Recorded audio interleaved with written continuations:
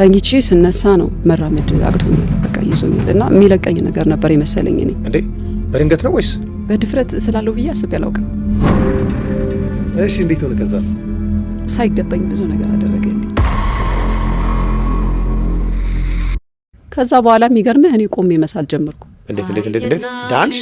በቃ ወደቤት ልግባ እግዚአብሔር ይመስገን። በጋሻል በይኝ የማነባውን ባ የማንን ስዕል ሳልሽ? የእመቤታችን ልመና እሱ ነበር። እግዚአብሔር ይመስገን። ተወደኩ አለፉ ዘመናት። ስዕል መሳል አልችልም እኔ ከመጀመሪያ። እንዴት ይሳል እንዴት ይቀባ ምናምን የማውቀው ታሪክ የለም እንዳለ። ከዛ በኋላ ቤተሰቡ በሙሉ ስዕል በስዕል ሆነ ቤታቸው። የሚገርም ሳይ ስለቴ ሰመረ። ይህ አዲሱ መርሃ ግብራችን ነው። እንደምን አላችሁ? የዛሬዋ እንግዳችን እግዚአብሔር ድንቅ ታምር የሰራላት ባለብዙ ጸጋ የሆነች ዘማሪት ናት፣ ሰዓሊት ናት፣ የክራር ባለሙያ ናት። ዘማሪት መልካም ስማቸው ትባላለች። መልካም ስማቸው ማናት? አስተዳደጓ እንዴት ነው? የት ተወለድሽ? አጠር አድርገሽ ብትነግሪልን። ተወልጄ ያደግኩት ጣና ደሴቱ ላይ ዘጌ የምትባል ገዳም ላይ ነው። እስከ 8ኛ ክፍል ያለውን እዛው ተወልጄ ያደግኩበት ከተማ ላይ ተምሬ ወደ ሃይ ስኩል ደግሞ ወደ ባህር ዳር ነበር ሄደን የምንማረውና በእንደዚህ አይነት እንትን የቀጠልኩት። ትምህርት ቤት ላይም የተለየ ወጣ ያለ ነገር የለኝም። ወደ መንፈሳዊ ህይወትሽ እንግባና መንፈሳዊ ህይወትሽ እንዴት ተጀመረ? ሰንበት ትምህርት ቤት ቆይታሽ ምን ይመስል ነበር? ቤተሰቦች መንፈሳውያን ናቸው። አባቴ ካህን ነው። እኔም ሌሎችም ልጆችም እንደዛ ስርዓተ ቤተክርስቲያን እያስተማሩ ነው ያሳደጉን። በእያንዳንዱ አገልግሎት ውስጥ አብረን እንሳተፍ ስለነበር በእንደዛ አይነት እድገት ውስጥ ነው ያደግኩት። ግን ይሄ የሰንበት ትምህርት ቤት አገልግሎት ሃይ ስኩል ከገባው በኋላ በራሴ ፍላጎት ባህር ዳር ደብረ ምሕረት ቅድስት ኪዳነ ምሕረት እዛ ሰንበት ትምህርት ቤት ጀመርኩ። ተመዝግቤ የተለያዩ አገልግሎቶች ላይ ይሳተፍ ነበር። የጽዋ ማህበራት የወጣቶች አብዛኛውን ጊዜ እንደውም እነሱ ጋር ነበር የማገለግለው። በጣም ጥሩ ነው። በተለይ እግዚአብሔር እንደ አንድ እድል ሰጥቶኝ በህይወት እንድቆይ አድርጎኛል የምትይበት አጋጣሚ ይኖር ይሆን? እግዚአብሔር ብዙ ጊዜ እድል ሰጥቶኛል፣ በጣም ብዙ ጊዜ። እስኪ ምን አይነት እድል ሰጠሽ? ምን ገጠመሽ? ታመሜ ነበር በሆነ ጊዜና ታመሽ ነበር። ከሱ በኋላ ያለው ጊዜ ለእኔ እንደ አዲስ ህይወትን የተማርኩበት የተለወጥኩበት በብዙ በረከት የተጎበኘሁበት ነውና በአገልግሎት ውስጥ እያለው በአጋጣሚ ታመምኩ። እግሬን ነበር የታመምኩት። በሰዎች ተደግፌ ነበር የምንቀሳቀሰው። እንዴ በድንገት ነው ወይስ? በድንገት ነው የታመምኩት። እና መራመድ አልችልም ነበር? መራመድ አልችልም። የቀኝ እግሬ ታሟል። ጉልበቴ አካባቢ አብጧል። መንቀሳቀስ አልችልም። ሰዎች ቤተሰብ ደግፈውኝ ምናምን ነበር የምንቀሳቀሰውና ወደ 1 ዓመት ከምናምን አካባቢ መውጣት አልችልም ነበር። አገልግሎት ቆሞ ነበር። ስራ ብዙ ነገሮች በቃ ቤት ውስጥ ነበር የምውለውና ምን ገጥሞሽ ነው? ሰንበት ትምህርት ቤት ስታገለግይ ባህር ዳር በነበረች ቆይታ ምናምን ጤነኛ ነበርሽ? አዎ። ምንድን ነው ምክንያቱ የሚለውን በደንብ እንደው ተብራሪልኝ። መቼ ነበር ህመሙ የጀመረሽ? ህመሙ የጀመረኝ 2011 ላይ ነው የጀመረኝ። ተኝቼ ስነሳ ነው ጉልበቴ መራመድ አቅቶኛል። በቃ ይዞኛል እና የሚለቀኝ ነገር ነበር የመሰለኝ። እኔ ግን አድሮ ሙሉም ያው ነው። ጸቱ እየጨመረ ሄደ። ህክምና ምናምን ተሞክሮ ነበረ? እስከ 6 ወር ምናምን አካባቢ ወደ ህክምና አልሄድኩም። እምነት ነበረ የምቀባው፣ የምጠመቀው ጸበል ነበረ። ከዛ በኋላ ግን ምንድነው መሰለ ከአዲስ አበባ ወደ ክፍለ ሀገር ሄጄ ነው የታመምኩት እና እዛ መኖሬን አያውቅም አብዛኛውን ቤተሰብ አካባቢ ስለሆነ ሰው ሲመጣ ምናምን እንደዚህ እደበቃለሁ። ሰው ምን ሆነች ምናምን የሚለውን ሀሳብ ውስጤ ላይ መጥፎ የሆነ ሀሳብ እንትን እንዲል ስለማልፈልግ የለችም ነው የሚባለው እና ከዛ በኋላ ነው ታምሜ እዛ እንዳለው የታወቀውና ለምን ግን በህክምና ትታይም ምናምን ማለት ያንተን በጎ ነገር የሚፈልግ ሁሉ የተሻለ የምትለውን አማራጭ እንድትወስድ እንትን ይልሃልና እነሱን ለማሳረፍ ነው ወደ ህክምና ሄድኩት። በነገራችን ላይ ዶክተሩ እንደውም ምን አለኝ፣ ራጅ ምናምን ሲታይ ይሄ አጥንት መገጣጠሚያ ንጹህ ነው ሲያዩ እስኪ አለኝ። ከዛ ሳሳየው እንዴ መታጠብ አለበት ምናምን ነገር አሉ። አልተቀበልኩትም። ከዛ በኋላ ምንድነው የሆነው? እግዚአብሔር ይመስገን ወደ ገዳም ሄድኩኝ ከእናቴ ጋር። በጣም እታመም ነበር። ቁርጥማት ነበረው። ማታ ማታ አልተኛም ነበር። በቃ ማታ የሚባለውን እስከጠላው ድረስ እቸገር ነበር። እኔ ብቻ አይደለሁም ቤተሰቦቼም ሁሉ ማለት ነው። ቀንደኔ ነበር ቁጭ የሚሉትና እሱ ነገር ልክ ገዳም የገባው ዕለት ነው የቆመው በሽታው። የት ገዳም? አቡነ ሐራ ድንግል። አቡነ ሐራ ድንግል ማለት ባህር ዳር ያለው ባህር ዳር ዙሪያ። እና ገዳሙ ላይ ስትገቢ የገባው ቀን ቁርጥማት ህመሙ ሙሉ በሙሉ ጠፋ። ከዛ በኋላ ታምሜ አላውቅም። ግን እብጠቱ አልጠፋም። የማስነከስ ምናምን አይነት ነገሩ ረጅም ሰዓት መቆም አልችልም። ህመሙ እንዳለ ነው። ህመሙ ተከስቶብሻል። መራመድ አትችይም። ቤተሰብ ላይ የነበረሽ እንቅስቃሴ፣ ቤተሰብ ላይ የነበረው አስተዋጽኦ እንዴት ነበር? አንቺ እንድትድኚ በሞራል ከመደገፍ አንጻር የነበረ የቤተሰብ አስተዋጽኦ ይመስል ነበር? ቤተሰቦቼ በጣም የተለዩ ቤተሰቦች ናቸው። ወደዚህ ሀሳብ በተመለስኩ ቁጥር ሁል ጊዜ ከፍቶኝ አይደለም፣ በጣም ደስተኛ ነኝ፣ እግዚአብሔር ይመስገን። ግን እንባዬ ይቀድማል ሁል ጊዜ ማለት ነው። ቤተሰቦቼ በጣም መልካም ቤተሰቦች ናቸው። እናት አባቶቼ ጠንካሮች ናቸው፣ እህት ወንድሞቼ፣ በዛም ላይ ደግሞ ቤት ውስጥ ትልቅ ቦታ አላቸው ለኔ። በጣም ድንጋጤ ውስጥ ናቸው በእኔ መታመም የተነሳ እና ሁሉም ሰው በቃ አንድም ነገር እንዳይከፋኝ ነው የሚያደርጉት። ወላጆቼ ናቸው። እውነት ነው፣ ማንኛውም ወላጅ ለልጁ እንደዛ ያደርግ ይሆናል። ግን እኔ ልዩ አድርጌ ነው ማያቸው፣ ሁሉንም ማለት ነው። ታላላቆች፣ ታላቅ ወንድም፣ ታላቅ እህት አለችኝ፣ የኔ ታናሽ እንዳለች እህቴ፣ ሁሉም በቃ የተለየ ከምልህ በላይ ማለት ነው። እንደ ህፃን ልጅ ነበር የሚንከባከቡኝ እና እነሱ ብርታት ስለሆኑኝም መሰለኝ ሁሉንም ነገር መሸከም የቻልኩት። ብርታቶች የነበሩ እውነት ስነግርህ እግዚአብሔር ይመስገን በእድሜ በጤና እንዲያቆይልኝ እግዚአብሔርን ለምነዋል። አሜን። እስኪ ከዛ በኋላ አሁን አለመራመድ ከገጠመሽ በኋላ እንደው ምን አይነት መፍትሄዎችን መውሰድ ጀመርሽ አንቺ? ቤተሰቦችሽ ምን አይነት መፍትሄዎችን ወሰዱ? ሁሌም ጸበል ላይ ነኝ። በዛ ጊዜ ውስጥ መጠመቅ በማልችልበት ጊዜ ብቻ ነው ማቋረጠው እንጂ ያን ሁሉ ጊዜ ጸበል ላይ ነበርኩ።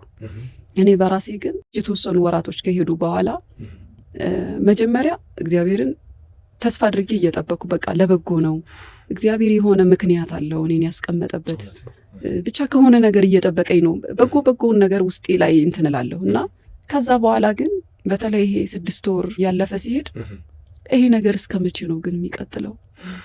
ምን እንደሆንኩ አላውቅም። እለት ለምን ማለት ላጉረመርም ሆነ እና በቃ እግዚአብሔር አምላክ ወይ በቃ ስራ ትክክል ነው ሁልጊዜ፣ ግን እባክህ በቃ ማለት ያልሆነ ነገር ተናግሬ እንዳላስቀይምህ በቃ እርዳኝ እላለሁ። እውነት ማለት ቁጭ ብዬ ሳስብ ስለምውል ነው ይሄን ነገር የማስበው። ስለዚህ የሆነ ነገር መስራት መቻል አለብኝ ብዬ የሚገርምህ ጧፍ መስራት ጀመርኩ። እንደዛ ቁኜ ማለት ነው ቁጭ ብዬ ማለት ነው። በቃ የሆነ እናቴ በቃ የሆነ ስራ እንስራ፣ ጧፍ ለምን አናመርትም አልኳት። እሺ ነው የምትለው፣ እኔ ያልኳትን ሁሉ ትሰማለች እና እሺ ይቻላል አለችኝ። አዎ ይቻላል፣ በቃ እንስራ፣ ሁለታችን አንቺና እኔ እንስራ አልኳት። እንዴት አድርገሽ መራመድ አትችይም? አልችልም። ጧፍ ደግሞ ሲሰራ ያው ተንቀሳቀስ የሆነ ነገር ማድረግ አይጠበቅብሻል አይደል? አዎ። ግን እኛ እንዴት መሰለህ የምናደርግ የነበረው አሁን ይሄ የሚሰራባቸውን ክሮች ምናምን እኔ ልካላቸዋለሁ፣ እነሱ ይቆርጣሉ ምናምን ያዘጋጃሉ። ከዛ በሆነ ማቅለጫ ነገር ተጠቅመን እኔ የምችልበት ወንበር ላይ ይቀመጣለሁ። ከዛ በቃ እሻለችኝ፣ በዛ ሀሳብ ተስማማን፣ መስራት ጀመርን ማለት ነው። ስራ ስሰራ እረሳዋለሁ በሽታዬ። ከዛ እሱን እየሰራን ብዙ ጧፍና ምርት ነበር እንሰራ ነበር። ስለዚህ ወደ ስራ እዛ ቁጭ ብለሽ መራመድ ባትችይም ስራ ላይ ጀመርሽ። አዎ የሚገርም ነው። እግዚአብሔር ይመስገን። እንደ መጀመሪያ ምርቱ ስንት አመረታችሁ? 1000 ምናምን ጧፍ ነበር የሰራ ነው እና ለማን አስረከባችሁት? ቤተክርስቲያን ላይ የንዋየ ቅድሳት መሸጫ ሱቆች አሉ አይደል? ለነሱ እየደወልኩ እንደዚህ ትፈልጋላችሁ እያልኩ ማለት ነው ለነሱ ልካለሁ። በዛ መልኩ እንሰራ ነበር። እሺ እንዴት ሆነ? ከዛስ? እኔ ብዙ ልመና ነበረኝ። እመቤቴን ሁልጊዜ መለመናት ነገር የዘወትር ልመና ነበረኝና የስዕል ሀሳቡ መጣ ተገለጸ ማለት ነው። እንግዲህ ህመም ላይ ያለሽ አሁንም ደግሞ የስዕል ስራ ጀመርሽ። እንዴት ሆነ? እሱ ደግሞ የሚደንቅ ነው። ስዕል መሳል አልችልም እኔ ከመጀመሪያ። እንዴት ይሳል እንዴት ይቀባ ምናምን የማውቀው ታሪክ የለም። እንዴት እስቲ በደንብ አብራሪ ነው። ስዕል ተምረሽ አታውቂም? ተምሬ አላውቅም እኔ። እና እንዴት ቻልሽው? እሱ ለእኔም ሁል ጊዜ ተአምር ነው። በታመምኩኝ ጊዜ ከዛ በፊት እመቤቴን እለምናት ነበረ ሁል ጊዜ። ማለት እንደነገርኩህ መጀመሪያ ገዳማቱ አካባቢ ነው ያደግኩት። እዛ ገዳማቱ በሙሉ በጣም ጥንታዊ የሆኑ ቅዱሳት ስዕላት አሉ ቤተ መቅደሱ ውስጥና በጣም ልዩ ፍቅር ነበረኝ። በጣም እወድ ነበርና በድፍረት ስላለው ብዬ አስቤ አላውቅም። ግን እንደው ለመለመን ያክል እመቤቴ ወይ እንደው ያንቺን ስዕል ስዬ እንደው በቃ ያንቺን ስዕል ብቻ ስዬ እኔ ራሴ ጸሎት ባረግበት ሰው እኮ ላይ ወደው ይችላል እላታለሁ ማለት ነው። ሰው አይቶ ላይ ወደው ይችላል፣ ግን እኔ ጸሎት አደርግበታለሁ። በቃ ያንቺን ስዕል ብቻ መሳል ብችል ምን አለበት? ሁሌም በህሊናዬ ይህን ነገር ለመናት ነበረ። እዚህ ላይ ደግሞ ፍቅሩ ስለነበረኝ ቅርጻ ቅርጽ የሚሰራ ልጅ አለኝ አካባቢ እና እሱን አማከርኩት ማለት ነው። የሚስሉ ልጆች አሉ አካባቢው ላይ ብዙ ሰዓሊያን አሉ እና በጋራ የምናውቀው ልጅ ስለነበረ እሱ ጋር እስኪ ውሰደኝ ያልኩት ማለት ነው ጠርቼ። እሺ ያለኝ እሱ ስራውን ትቶ መጥቶ ወሰደኝ ማለት ነው ልጁ ጋር። ከዛ ሄድኩ፣ አየሁ። በጣም ሙሉ የቤተ ክርስቲያን ስራዎችን ነው የሚሰራው ልጁ። ቤቱ ስዕል ነው እንዳለ በቃ ቅዱሳት ስዕላት ሞልተዋል። እና በጣም ተመሰጥኩና እንደው መማር እፈልጋለሁ አልኩት ማለት ነው። ያው ከባድ ነው ነገር አለኝ ማለት ነው። እውነት ነው፣ ማንም ስላሰበ የሚሰራው ስራ አይደለም። ሀሳቡን አቅልዬ አይደለም፣ ግን እኔ ካለኝ ፍቅር የተነሳ ከተማርኩ እኮ እችላለሁ ምናምን አልኩት እና በሀሳብ ሞገትኩት። ከዛ እሺ በቃ አለና እሱ የሰራቸውን ስራዎች ወደ 6 የሚሆኑ ስራዎች በስልክ ይላከልኝ። እነዚህን እጅሽን ልየው፣ በእርሳስ ሰርተሽ እነዚህን ይዘሽ ነይና ልየው አለኝ። ተቀብዬ መጣሁ። ወደ 8 ሰዓት ምናምን አካባቢ ነበር አስታውሳለሁ። ቤት መጣሁ። እሱ የቀጠረኝ ከቀናቶች በኋላ እንዲሄድ ነው ሰርቼ። እኔ እንደመጣሁ በቃ የመጀመሪያ ስራዬ ስዕሉ ላይ መቀመጥ ነው። ወረቀት አዘጋጀው፣ የልጆቹ ወረቀት አለ፣ እርሳስ እነሱ ጋር ተቀበልኩ፣ ወሰድኩ፣ ጀመርኩ ማለት ነው። ማቴሪያሉም አልነበረሽ? የእህቴ ልጆች ተማሪዎች ናቸው፣ ህጻናት ናቸው። እና እነሱ የሚሰሩበት እርሳስና ከለር ነገር ያለው ትናል አይደለ? በሱ እሱን አምጡ ብዬ ማለት ነው። የኔ የለኝም። ልጆቹ ጋር ተቀብዬ ወረቀትም ከነሱ ወስጄ የሰጠኝን ስዕሎች ሳልኳቸው። የሱን ያየሽ ሳልሱ? እሱ ማየት የፈለገው እንደዛ ነው ማለት። እስኪ ምን ላይ ነሽ? ወይ አልተማርኩም፣ ከመሬት ተነስቼ ነው መማር እፈልጋለሁ መሳል እፈልጋለሁ ያልኩት ልጅ። እና እሱ ነገር እንትን ስላለው ሌው እስኪ ምን ላይ ነሽ ብሎ ነው የሰጠኝ። ጨረስኩት ያን ቀን፣ በአንድ ቀን 6ቱንም ጨረስኳቸው። በጣም ካለኝ ጉጉት የተነሳ ማለት ነው። ከዛ በቃ እስኪ ነጋ ቸኮልኩና የወሰደኝ ልጅ ጋር ደወልኩ። ና ውሰደኝ አልኩት፣ ዛሬም ድጋሚ ማለት ነው። ጨረስ እንዴት ሲለኝ ጨርሻለሁ ና ውሰደኝ አልኩት። ከዛ መጣ። በቃ በጣም ደስ አለው ማለት ነው። በቃ ቻልኩ እንዴ ሳልኩ እንዴ ምናምን ነገር አልኩት ማለት ነው።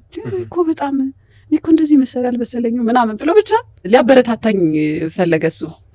ከዛ እሺ ስለዚህ ምን ላድርግ ስለው አይ በቃ በዚህ መጠን ከሆነ ምሳሌው ሸራውን እኔ ላዘጋጅልሽ አለኝ። ይሄን አሁን በቀለም ትሰሪዋለሽ አለኝ ማለት ነው። እኔ ወይ ሰው ሲስል አይቻለው አይቶ ከመውደድ ያለፈ ነገር አልነበረኝም። ግን እኔ እንጃ ብቻ እግዚአብሔር ለእኔ ያደረገው ነገር በጣም ብዙ ነው ማለት ሳይገባኝ ብዙ ነገር አደረገልኝ። እኔ እኮ እኔ ስዬ እኔ ጸሎት ላርግበት ነበር ያልኳት። ዛሬ ሁሉም ቦታ ላይ እኔ የምሰራው ስራ እስኪዳረስ ድረስ ከዛ ልክ ያንሸራውን አዘጋጅቶ አመጣልኝ። ቀለሞቹን እኔ አላውቃቸው፣ የትኛው ይቀላቀል የትኛው አላውቅም። አሁን እውነት ስነግርህ በዓለማዊ ትምህርት አሁን እንማራለን አለ የቀለም ወዶችን፣ እሱን ሁሉ ሳይቀር ራስቸዋለሁ እኔ አላውቅም። በቃ ምንና ምን ተቀላቅሎ ምን እንደሚሰጥ እንኳን አላውቅም። ከዛ የሚገርመህ ያችን ስዕል ስስል ማለት ነው መቆም አልችልም ነገር ያለው ሶፋ ላይ ቁጭ ብዬ ነበር፣ እግሬን ዘርግቼ፣ የታመመውን እግሬን እንደዚህ ዘርግቼ ማለት ነው እምሰራውና እግዚአብሔር ይመስገን ሰርቼ ጨረስኩ። 2 ቀን ራሱ አልጨረሰብኝ። የማን ስዕል ሳልሽ? የእመቤታችን ልመናዬ እሱ ነበር። እግዚአብሔር ይመስገን በእውነት የእመቤታችንን የመጀመሪያ ስዕልሽ አለች ስዕሏ ራሱ ሰራው። በቃ የእሷን ጨረስኩ። በቃ የተሰማኝን ደስታ ልነግርህ አልችልም። ያን ጊዜ በቃ ማለት ህመሜን ሁሉ ረሳሁት። የራሴ ዓለም ውስጥ መኖር ጀመርኩ። እግዚአብሔር አዲስ ዓለም ፈጠረልኝ። በቃ ከዛ በኋላ በጣም ብዙ ስዕሎችን ሳልኩ እያየው ማለት ነው ስዕሎችን አያለው እንዳለ። ከዛ በኋላ ቤተሰቡ በሙሉ ስዕል በስዕል ሆነ ቤታቸው። የሚገርም አይቋረጥም ውዳሴሽ በቀን በሌሊት ዘወትር እግዚአብሔር ይመስገን ልሳልላችሁ እያልኩ በቃ የሚገርም ነው። በጣም ብዙ ጊዜ የምሰጠው ስራ እዚህኛው ላይ ሆነ ማለት ነው። ወደ ስዕሉ ሆነ በቃ። እንደው ህመም ውስጥ እያለሽ ምን ያክል ስዕላት እንሳልሽ? ከዛ በኋላ ቁጥራቸውን አላስታውሳቸውም፣ ግን ቻልኩ ብዬ አሁንም አልቻልኩም። ምክንያቱም አያልቅም። በቃ ጥበብ አታልቅም። ሁሌ እየተማርክ የምትኖርበት እንትን ነው በየትኛውም አቅጣጫ ቢሆንና፣ ግን እንደኔ ሳቤ እንደው በቃ አሁን ችያለሁ ብዬ እስከማስብበት ጊዜ ድረስ ታምሜ ነበር። መጀመሪያ ለቤተ ክርስቲያን አንድ ስራ ሰራው። ለማን ቤተ ክርስቲያን? ገጠር አካባቢ ነው የወሰዱት። የቅዱስ ሚካኤል ስዕል ነው። ኦፊሻሊ የመጀመሪያ ስራሽን ሰራሽ ማለት ነው? አዎ። የሚገርም ነው። ከዛ በኋላ የሚገርምህ እኔ ቆሜ መሳል ጀመርኩ። እንዴት ዳንሽ? በቃ ውስጥ ያለ ፍቅርሽ እልልልል ነው ይባላል። ምን ይባላል? በእውነት እግዚአብሔር አምላክ የተመሰገነ ይሁን። እመቤቴ ልመናዬን ሰማችኝ። በጣም ትንሿን መሻቴ ይህን ያደረገ አምላክ ስሙ የተመሰገነ ይሁን። እግዚአብሔር ይመስገን። የሚገርም ነው። እስቲ እንደው ለተመልካቾቻችን ቆመሽ እስኪ ያሳያቸው እባክሽ፣ እንደው መዳንሽን በፊትሽ ቆሜያለሁ ላመሰግን። ተናገሩ ድንቅ ስራውን ለዓለም መስክሩ ማለት ይሄ ነው። በቃ እግዚአብሔር ለተቸገሩት ፈጥኖ ይደርሳል። እግዚአብሔርን ለምኖ የሚያጣ የለም። በቃ እሰይ ስለቴ ሰመረ ስንል እኮ ይሄ ነው። ማትርፈዋል አንቺን የጠሩ በዘመና ትልልቅ ስራዎችን መስራት ስጀምር እኔ መቆም ቻልኩ። በዋነኛነት የህመሜ እንትን የቆመው እንደነገርኩ አቡነ ሐራ ድንግል ገዳም ገብቼ ነው።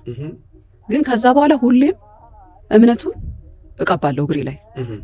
ከዛ ውጭ ከገዳሙ ውጭም ሆኜ ጸበል አላቋረጥም፣ እጠመቃለሁ ሁልጊዜ። ኪዳነ ምሕረት አቡነ ሐራ ድንግል ድርብ ናቸው።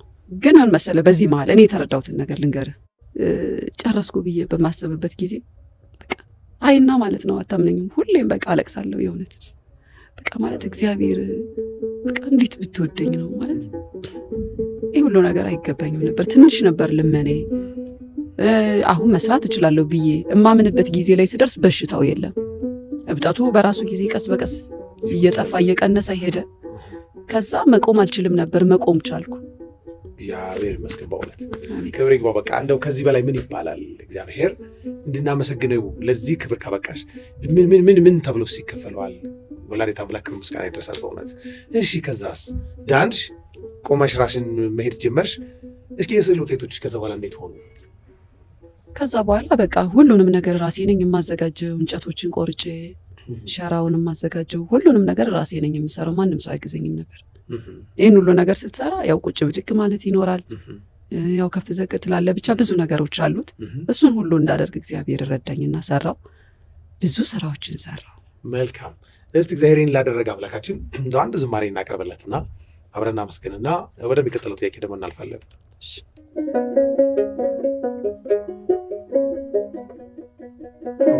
እግዚአብሔርን አመስግኑ፣ ስራ ግሩም ድንቅ ነው በሉ። እግዚአብሔርን አመስግኑ፣ ስራ ግሩም ድንቅ ነው በሉ። እግዚአብሔርን አመስግኑ፣ ስራ ግሩም ድንቅ ነው በሉ። እግዚአብሔርን አመስግኑ፣ ስራ ግሩም ድንቅ ነው በሉ። ሰማይን ያለ ምሰሶ ምድርንም ያለ መሰረት ያጸናው እርሱ ነው፣ ስራ ድንቅ ነው በሉ። እግዚአብሔርን አመስግኑ፣ ስራ ግሩም ድንቅ ነው በሉ። እግዚአብሔርን አመስግኑት፣ ስራ ግሩም ድንቅ ነው በሉ። ዝማሬ መላእክት ታሰማለን። ደስ የሚል ዝማሬ አሰምተሽናል። በተጨማሪ ደግሞ ክራር ትደርድሪያለሽ። የክራር ባለሙያ ነሽ፣ የዝማሬ ባለሙያ ነሽ፣ ዘማሪት ነሽ። ወደ ዝማሬ አገልግሎት እንዴት መጣሽ? ታናሽ እህቴ ታገለግል ነበር። እኔ በግል አሁን ወጥቼ እዘምራለሁ የሚል ሀሳብ አልነበረኝም። እውነቱን ስነግርህ ግን እህቴ እንድታገለግል እፈልግ ነበር፣ እንድትወጣ እፈልግ ነበር። እሷን ነበር መደገፍ የምፈልገው እና የግል ዝማሬ ትዘምራለች እሷን ለማየት እነሱ ፕሮግራም ላይ ይሄዳለሁ። ከዛ ለምን ግን አንቺ አዘምሪም አሉኝ ማለት ነው። ማለት በተወሰነ እንትኑ ያው የሚኖርህን ነገር ያዩና ብቻ እንደዛ አሉኝ ማለት ነው። ከዛ እኔ ፈሪ ነኝ እንደነገርኩ፣ የሰው ፊት ላይ መቆም ምናምን አልችልም። እና ወንድሜ ታላቅ ወንድሜ እሱን አማከርኩት ማለት ነው። የሆነ ቦታ ሂጅና ጸሎት አድርጊ፣ ከእግዚአብሔርን ጠይቂውና ከዛ በኋላ ትጀምሪያለሽ አለኝ ማለት ነው።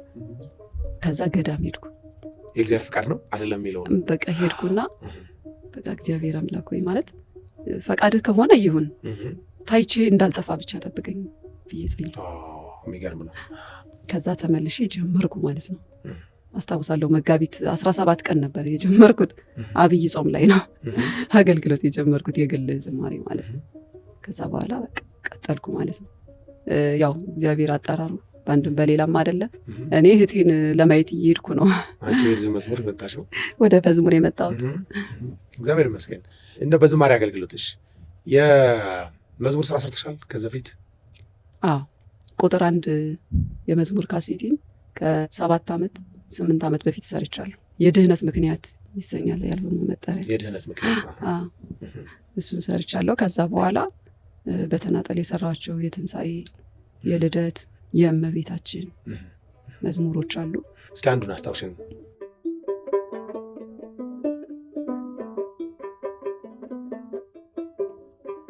ጎዶሎ ቢሆን ምግባሬ በውስጤም ባይገኝ ፍሬ ጽኑ ነው ሃይማኖቴ ተዋህዶና ሰማያዊት ሀብቴ ጎዶሎ ቢሆን ምግባሬ በውስጤም ባይገኝ ፍሬ ጽኑ ነው ሃይማኖቴ ተዋህዶና ሰማያዊት ሀብቴ የቅዱሳን አበው ቀና መንገዳቸው አንቺ ነሽ ተዋሕዶ በእምነት ያቆምሻቸው እኔም ከአባቶቼ ይህን ተምሬያለሁ እንከን የለብሽም እከተልሻለሁ እንከን የለብሽም እከተልሻለሁ ጎዶሎ ቢሆን ምግባሬ በውስጤም ባይገኝ ፍሬ ጽኑ ነው ሃይማኖቴ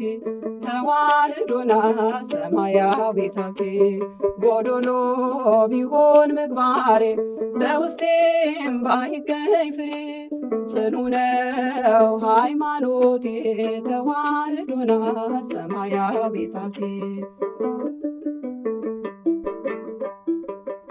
በእምነት ለቆሙት የብርሃን ጎዳና ሞትን መሻገሪያ ድልድይ ነሽና ተዋህዶ ብለው ለሞት የተጣሉ በማያልፈው ዓለም ከብረው ይኖራሉ በማያልፈው መንግሥት ከብረው ይኖራሉ ጎዶሎ ቢሆን ምግባሬ በውስጤም ባይገኝ ፍሬ ጽኑ ነው ሃይማኖቴ ተዋህዶና ሰማያዊት ሀብቴ ጎዶሎ ቢሆን ምግባሬ በውስጤም ባይገኝ ፍሬ ጽኑ ነው ሃይማኖቴ ተዋህዶና ሰማያዊት ሀብቴ።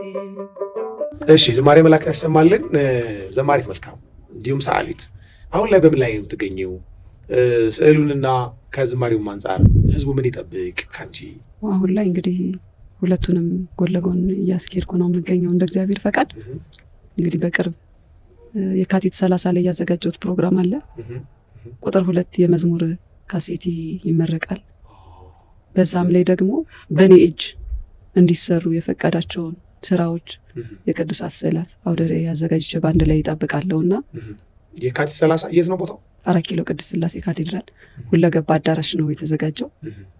በሱ ተገኝተው እንግዲህ እግዚአብሔርን እንዲያመሰግኑ ስለኔ ስለተደረገው ነገር ስራዎቹን እንዲያዩ እንዲያደንቁ እግዚአብሔር ይመስገን። ይህን ላደረገ አምላካችን ስሙ የተመሰገነ ይሁን። እንደው ተስፋ ለቆረጡት እንደው ድንገት ህመም ቢገጥማቸው የማይቻል የመሰላቸው እህቶች ይኖራሉ እና እንደው ለእነሱ የምታስተላልፊው የመበርቻ ቃል ይኖር ሲሆን? ነገርን ሁሉ ለበጎ ነው ማለት ጥሩ ነው። በብዙ ነገር ልንሰነካከል እንችላለን። የማንችላቸው የሚመስሉ ቀናቶች፣ የማናልፋቸው የሚመስሉ ጊዜያቶች ይኖራሉ። ግን በእግዚአብሔር ሁሉም ይቻላል፣ ይታለፋል። ተስፋ ከምንም በላይ ነው። እግዚአብሔር ደግሞ ስለ ቃሉ ታማኝ ነው። በጎውን ነገር ለአይምሯችን መጀመሪያ ብንነገር ስለማይተወን እግዚአብሔር ማለት ነው። ችግርን አምነህ መቀበል በነገራችን ላይ እስከምትቀበለው ነው የምትቸገረው እንጂ በአንተ የሚደርሰውን ነገር ከተቀበልከው በኋላ ችግር የለም። እግዚአብሔር ሁልጊዜ ለእኛ መልካሙን ነገር ነው የሚያደርግልን። እንደዚህ አይነት ጊዜ ላይ ስትሆን ይቸግራል፣ እውነት ነው። ግን መጨረሻ ላይ የተቀበልኩት ነገር ምን መሰለህ? ላልድን እችላለሁ አልኩ ራሴን ማለት ነው። በቃ እግዚአብሔር እንዲያድነኝ አይደለም የምፈልገው፣ ግን ላልድን እኮ እችላለሁ። አንዳንድ ጊዜ የፈቀድከው ነገር ይሁን ስትል ፈቃዱን ለመቀበል መዘጋጀት መቻል ያስፈልጋል፣ እንደ ክርስትና ማለት ነው። ያ ማለት ባለመፍቀድ ውስጥም ይገለጣል የሱ ፈቃድ። ላልድን እችላለሁ፣ እኔ እንደዚህ መኖሬ ሊሆን ይችላል እግዚአብሔርን የሚያስደስተው። በቃ እንደዛ ከሆነ በቃ ውስጤ አምኖ ተቀበለው። ግን እሱም ባሰብኩበት ጊዜ ነው ፍጹም እንዲሁም ነፃ የሆንኩት እኔ እና እግዚአብሔርን ተስፋ ማድረግ ማመስገን ለበጎ ነው ብሎ ማሰብ ጥሩ ነው ብዬ አስባለሁ። እግዚአብሔር ይስጥልን። እውነት እኮ ነው። በተለይ ደግሞ የቅዱስ ገብርኤልን በዓል ስናከብር ሁላችንም እናስታውሳለን አይደለ? የነ ነቢዩ ዳንኤል እንዲሁም ደግሞ አናንያ፣ አዛርያ፣ ሚሳኤል የእነሱን በዓል እናከብራለን እና ለጣዖት ስገዱ ሲላቸው ንጉሱ እግዚአብሔር ባያድነን እንኳን ለጣዖት አንሰግድም ብለው ያሉበትን ቃል እናስታውሳለን። እግዚአብሔር ባያድነኝ እንኳን እግዚአብሔር የሚያደርገውን ቀንና ሰዓት ይጠብቃል። ማለትሽ ከእነሱ ታሪክ ጋር የሚገናኝ መስል ስለታየኝ ነው። እና ይህ እጅግ በጣም ደስ የሚል የሚያጽናና በህይወታቸው ብዙ እግዚአብሔር የለም ብለው የሚያነሱ እግዚአብሔር ትቶናል፣ በብዙ ችግር ውስጥ አለን የሚሉ በርካታ ሰዎች ስላሉ ይሄው እግዚአብሔር እንዲህ ቀኑን ጠብቀው ስራውን ይሰራል የሚል መልእክትን ያስተላለፍሽልን ፍጻሜሽን ያሳምርልን። በእውነት እስኪ እንደው መሰነባበቻ እንዲሆነን ከአዲሱ መዝሙርሽ ወይም ደግሞ ደስ ያለሽን አንቺ እግዚአብሔር ያቀበለሽን አንዱን መዝሙር ጋብዥንና እንሰነባበት። እንግዲህ ስለነበረን ጊዜ ሁሉ አምላካችን ስሙ የተመሰገነ ይሁን። እየተከታተላችሁ የነበረው እሰይ ስለቴ ሰመረ የሚለውን አዲሱን መርሃ ግብራችን ነው። ይህን መርሃ ግብር ሁላችሁም እየገባችሁ ቤተሰብ እንድትሆኑ በቅዱስ ቤተክርስቲያን ስም ጥሪ እናቀርባለን።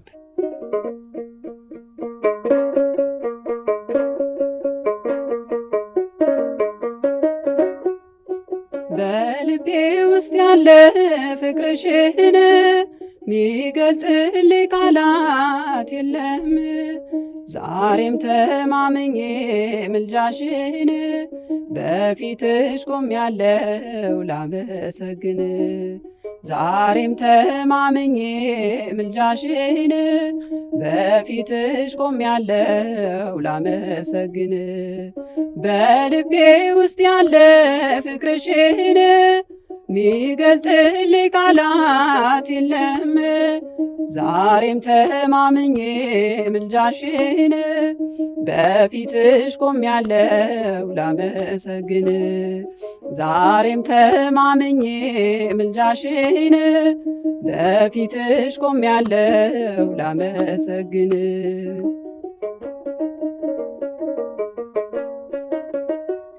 የአባቶች ልጅ ነኝና እተጋለሁኝ ለምስጋና።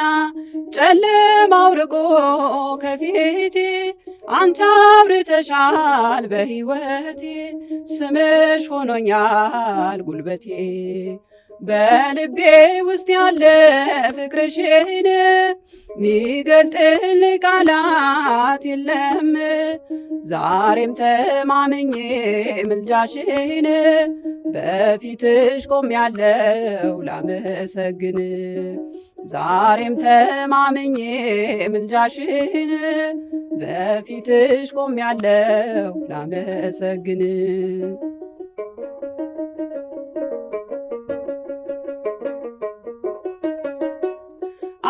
አይቋረጥም ውዳሴሽ በቀን በሌሊት ዘወትር።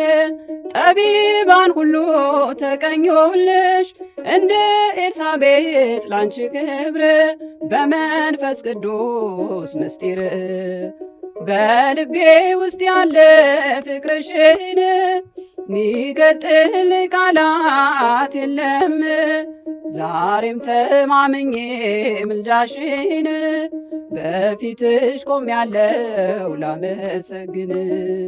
ዛሬም ተማምኜ ምልጃሽን በፊትሽ ቆሜያለሁ ላመሰግን።